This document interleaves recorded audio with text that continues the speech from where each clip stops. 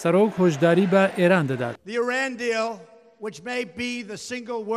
ڕێکەوتنەکەی ئێران کە ڕەنگە خراپترین ڕێکەوتنێک بێت تا ئێستا کەسێک دیبێتی، ئەگەر ئەو ڕێکەوتنە ئەوەی پێویست بێت جێبەجێ نەکات، ئەوە گرفتی زۆر گەورەیان بۆ ساز دەکات.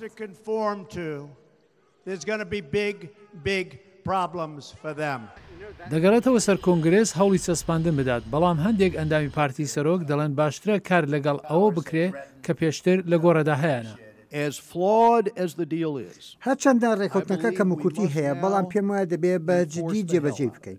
وەگەر ئەو ڕێکەوتنە 2 ساڵەیە بخرێتە ژێرپرسیار، ڕۆیسکوتی کۆشکی سپی دەبێت پێشەنگی ئەو کارە بێت.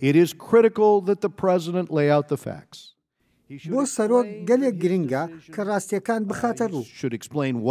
ئەو دەبێت شی بکاتەوە بڕیارەکەی مانای چییە و پاشان هیوادارم سەرۆک ڕێگایەک پێناسە بکات بۆ ئەوەی ڕوبەڕووی ئەو پەڕی هەڕەشەکان بێت.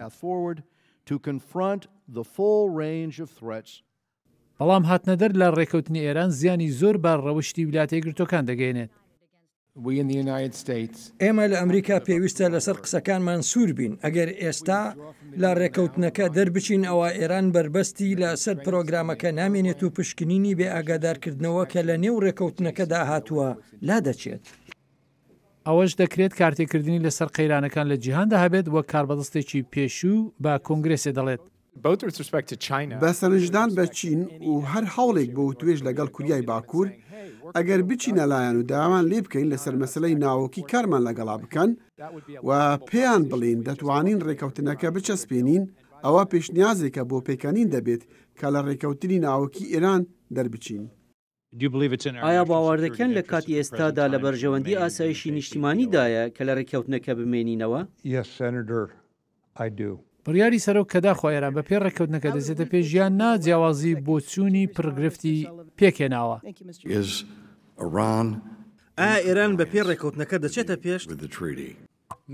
نەخێر، بە تەواوەتی جێبەجێ ناکات. بەڕێوەبەرایەتی ترامپ هەر پێشتر 2000 پشتڕاستی کردووە ئێران ڕێکەوتنەکە جێبەجێ دەکات، بەڵام توێژێنەرێکی ئاسایشی نیشتیمانی دەڵێت مەسەلەکە ڕێگایەک بۆ ئازادکردنی سەرۆک لە ڕێکەوتنەکە دێنێتە پێش کە قەت حەزی لێی نەبووە. بۆ من ڕوون نییە کە داخۆ کۆنگرس بەڕاستی دەیەوێت هەوڵێکی جدی بۆ گوشارخستنە سەر ئێران بدات کە سەر لە نوێوتوێژ بکاتیان نا. گەلێک ئەندامی کۆنگرس دەزانن کە ئێران سەر لە نوێوتوێژ ناکات. و لە دەمێکدا بژارەکانی کۆنگرس دەکرێت سەپاندنی گەمارۆکانیش بگرێتەوە، بەڵام بڕیارەکە لە توانای ئەوان بەدەرە. سەرنجام ئەوەی بۆ ئەمریکا و بەڕاستی ئەوەی بۆ جیهان دروست بێت ئەنجامی دەدەن، چونکە ئەوە بەڕاستی گرفتێکی جیهانیە. ئەوە لە چوارچێوەی ئەمریکا بە ئەولاترەوەیە. ئەوە گرفتێکە کە دەبێت چارەسەر بکرێت. ئەگەرچی ئەو گرفتە چەند وەڵامی ئاسایی هەیە. نه تنها موشک هامون را تقویت میکنیم، بلکه نیروی زمینیمون، نیروی هواییمون